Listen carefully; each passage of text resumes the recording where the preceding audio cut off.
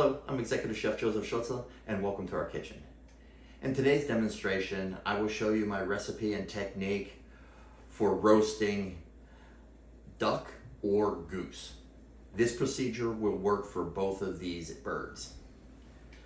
Let's face it, something as simple as a quail, pheasant, chicken, duck, turkey, goose, it seems like a simple procedure, but it can be challenging because of the complexity of the animal.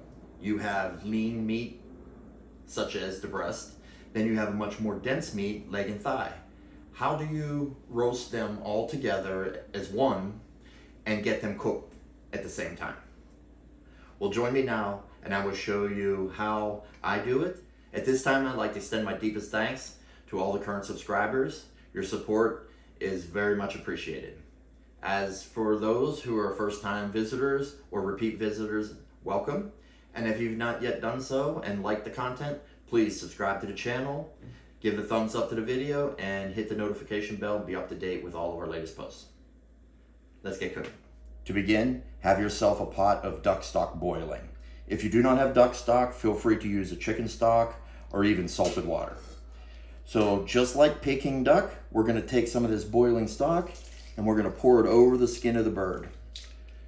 What's going to happen is this boiling stock is going to help the rendering of the fat by shrinking the skin.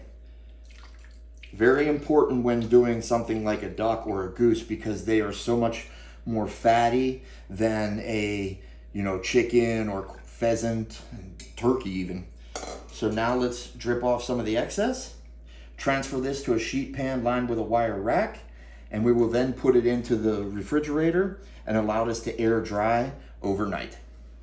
The remaining stock, feel free to use it as your base for your sauce when serving your duck. Well, here we are with the duck dried out nicely. The first thing I like to do is I want to stuff it with some aromatic. I will add some cloves of garlic. Let's add some orange. Herbs are rosemary, thyme, and some lavender from the garden, the final harvest. There we go. I leave the tail on. That's gonna come, it's gonna be important because we're gonna truss this thing. I just don't really like the shape of it, so we wanna make it nicer. Also, trussing the bird helps with more even cooking. So you have your wing. Let's bend it and tuck it underneath the back, like so. And you have that. That's step one. So now, part of the neck here, I'm gonna cut off some of that excess fat.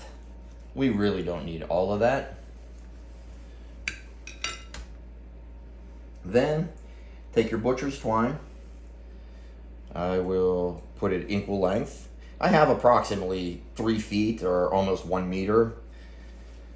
I then like to take it under the tail, take it up around the legs, and then tie it this way and draw it together. See how loose it gets and wants to pull apart? So what I do is roll it under one more time through. It's called a double overhand knot. So let's pull that here. And now it's gonna stay better. So pull that tight. Then we're gonna take it under this way. Flip your bird. Pull it around. That under. And then I tie the knot.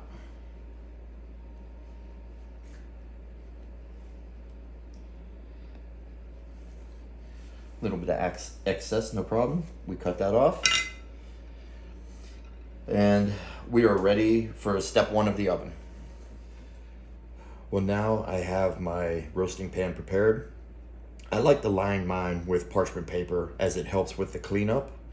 Also, it's going to help with the fact that when the duck renders fat and it hits the hot pan, it wants to spit and splash all over the place. This is going to help minimize that, as is the mirepoix. The mirepoix will also provide aromatic flavors, which is another benefit. My mirepoix, I used leek, carrots, celery, some rosemary, thyme, and garlic. So, one little chef's tip here. I see people a lot of times roasting turkeys, ducks, geese, and whatnot, pheasant, and they're laying the bird directly down on top of the mirepoix. Do not do that if you're hoping to achieve a crispy skin, because the skin will be making contact with that.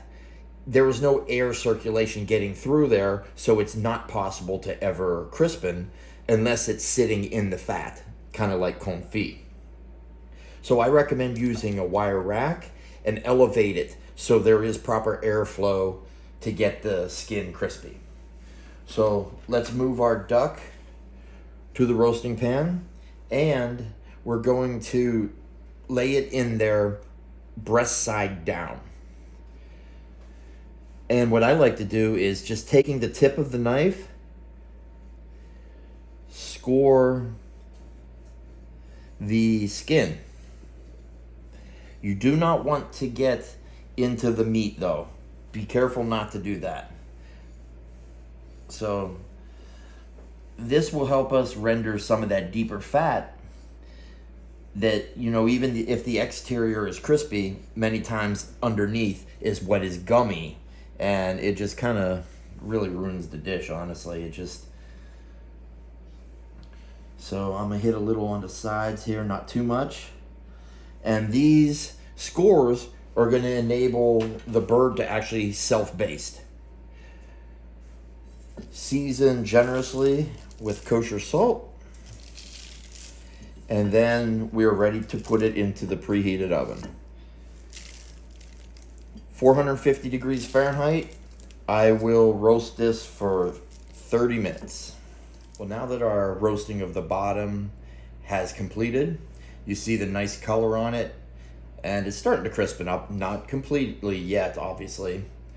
So now your oven should be reduced to 325 degrees Fahrenheit, and then we will roll our bird over,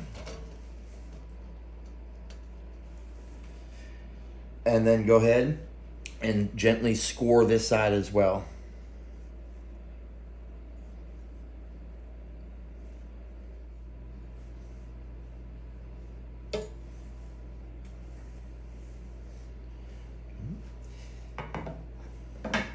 Then season it again with salt, and we will place this back into the oven, 325 degrees Fahrenheit.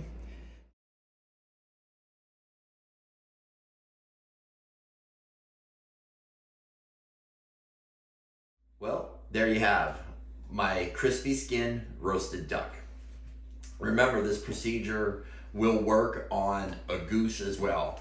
And the goose will actually take a lot longer to cook simply because the size of the bird, and is also a lot fattier. I had this in the oven for close to 4 hours. The reason I did that is I wanted to ensure that the skin is crispy. That is my checkpoint. I'm not worried about medium rare breasts and things as such. If I wanted that, I would have broken down the bird and did each piece separately. The next time I do a duck, I'm gonna try and actually do it vertically, very much like Peking duck. I'll put a drip pan at the bottom of the oven, and then I'm going to put a hook in it, and I'm gonna hang it from the highest rack, and then just allow all the drippings to fall out that way. Well, that's all I have. I hope you enjoyed today's demonstration, and I hope you give it a shot. Tell me what you think. Please keep in mind that everybody's cook times will vary because everyone's oven is different. I'm working with a brand new oven, so some of my cook times are a little faster, and my oven is convection, so therefore it will be much faster than a regular conventional oven. Recommend starting on the shorter side of it and just add your time, 30 minutes, 30 minutes, 30 minutes, and just do it slowly. I know at the beginning I quoted 2 hours, but that was just a start time. And when it's all said and done with, it turned out to be closer to 4 hours. Well, thank you very much for joining. Yet